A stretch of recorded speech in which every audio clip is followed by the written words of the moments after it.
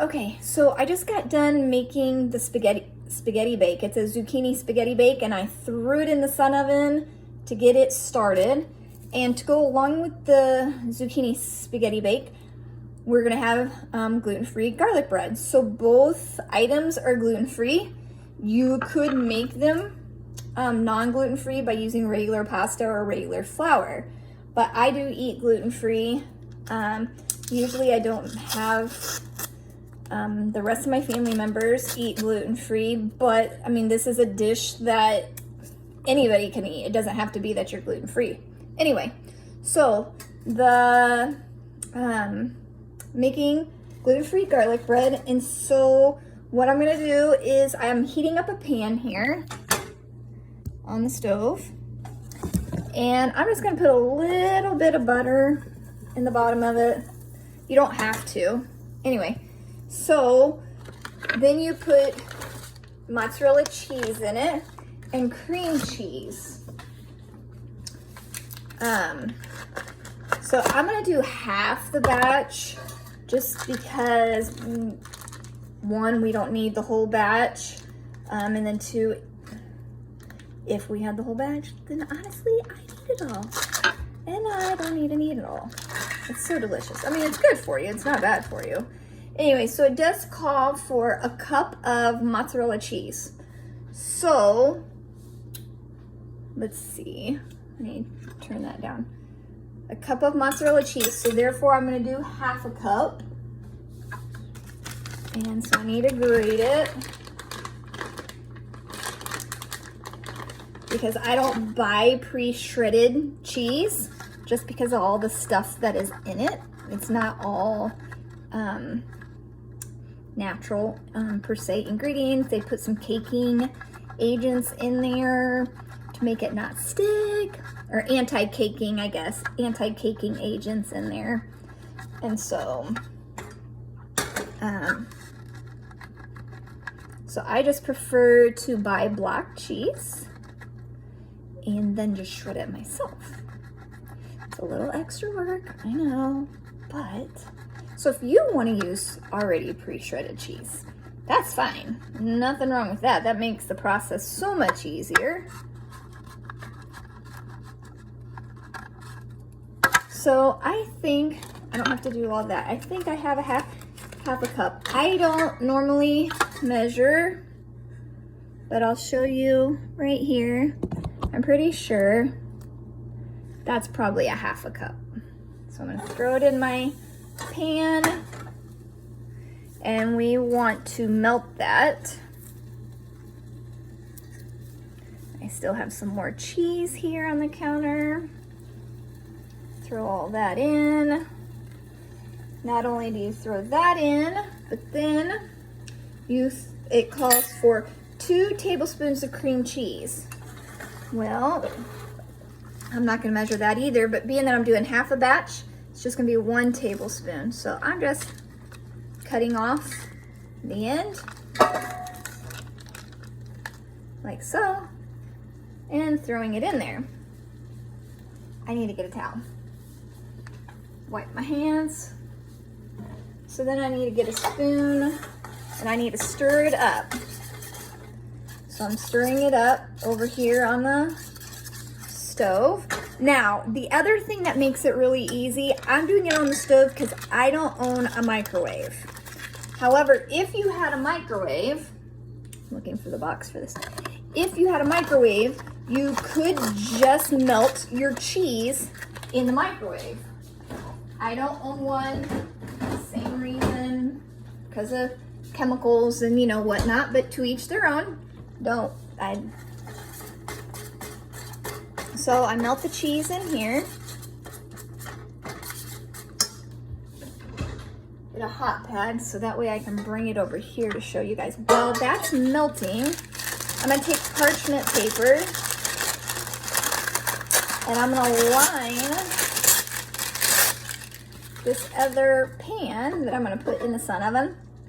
There's some cheese pieces there. With the parchment paper.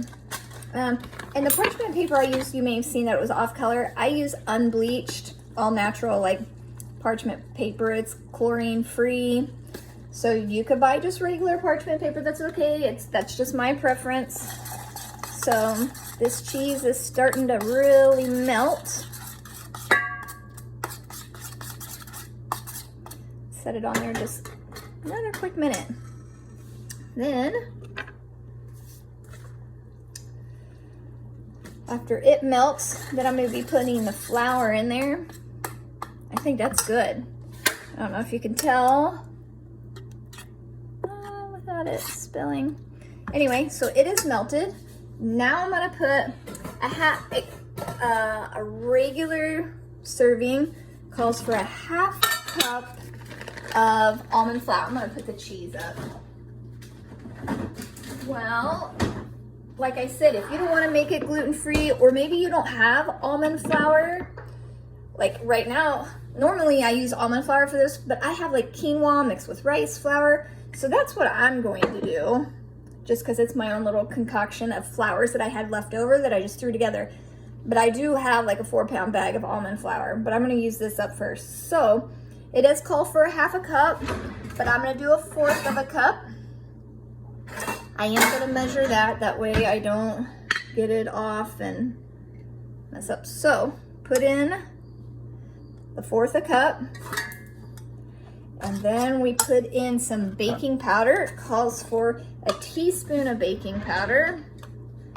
So I would only want to do a 1/2 teaspoon.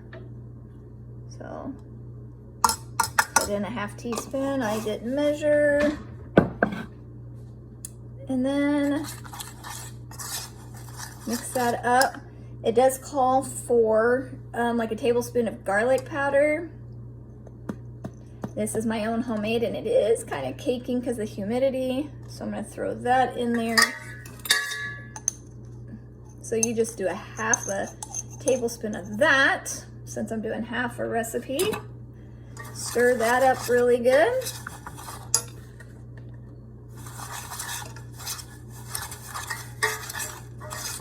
So it makes like a dough.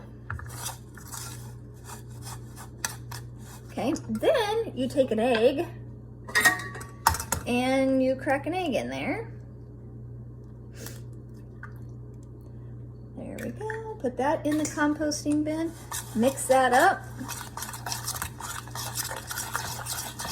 And it's amazing how flour and cheese makes a dough. I don't know, just unbelievable, but it does. So this is kind of like the keto fathead bread recipe that you can use for garlic bread, that you can use for pizza crust. You can make it for crackers.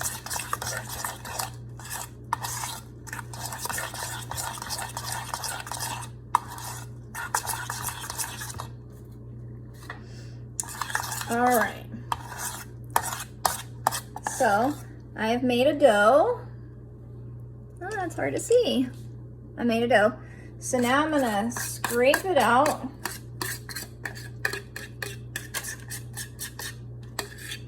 And put it in this pan.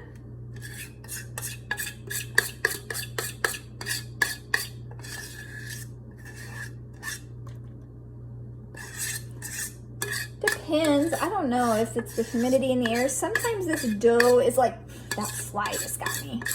Sometimes the dough is like bread dough, where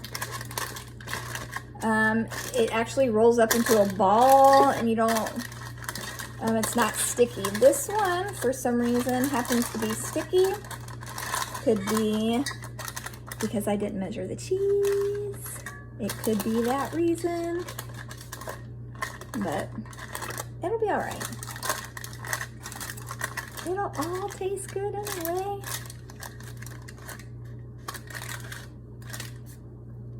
Okay, so I spread it out. Then we're going to take another pan. I could use the same pan if I just cleaned it out. I'm going to turn on the stove, move this flour, because I know, I don't want to leave that in there. You no longer need a flour. And then you're gonna melt some butter, okay? And it says like a tablespoon of butter. So doing half the rest, I'd still do I'm just gonna do like a sliver here. Depends on how much you like butter, I guess. So I'm gonna melt that. Once that's melted,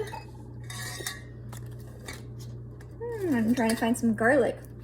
So then you put some garlic in there, you put some parsley in there. I'm gonna peel my garlic, even though I don't have to when you put it in the garlic mincer, the garlic press. I just like to anyway, and then I don't have to worry about the skin later, and then I can scrape as much of the garlic into the pan as possible. So here's my garlic press. So this is already, the butter is melting. I'm gonna throw this garlic in here, scrape it off. And because it does not have the skin on it, I can go ahead and scrape off what's on the inside and not waste any of that. I'm all about waste not. Put it back on here, stir it.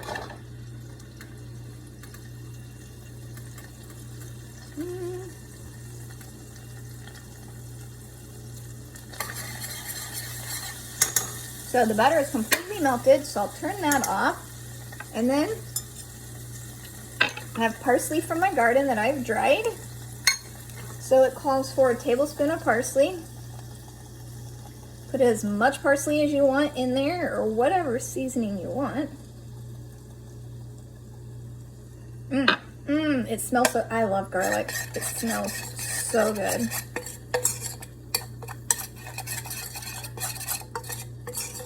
And once again, you could do this in the microwave as well.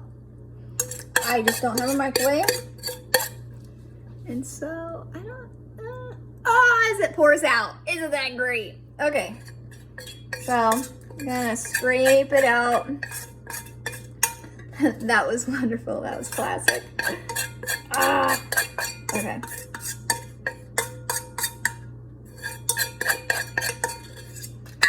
Okay. There's that. And then I'm just gonna spread it around. Oh, I'm such a winner. That's so funny. As I'm trying to show you something, then I just splatter it on the table, on the counter. Okay.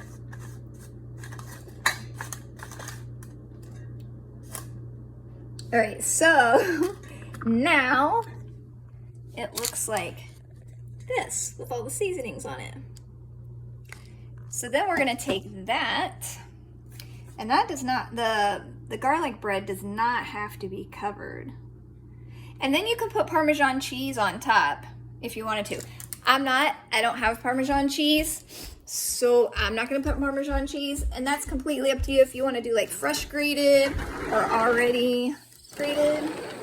So, and take this out here to the sun oven where the spaghetti bake is baking. And I don't know if you can see. I can't see what you can see because I'm trying to. Anyway, so there's the spaghetti bake. I'm gonna open it up. You guys can see that. I'm gonna put the garlic bread on top. Just like that. And then I'm gonna close it and seal it and have it bake. It's still only at 250, but it'll still cook good. And so right now it's aligned right in the center of the circle, the sun is. So I'm gonna turn it just, turn it just a little bit, like this. There we go. And I'll put these steaks back in because it is a little windy, so I don't want it to blow over. Anyway, so that should be done. I don't know, I'd say in about 20 minutes. Might take a little longer because the oven is not up to 350. The garlic bread is actually supposed to cook at 400, but my sun oven doesn't get to 400. So anyway, the spaghetti bake, you just cook it until it's done. It says here on the garlic bread on the recipe, like 15 to 20 minutes at 400. So it may take 30 minutes. Anyway, so hopefully you like that, and that's just some different ideas for the sun oven. Later, I think I'm gonna be doing carrot cake, I think. All right, see you guys later.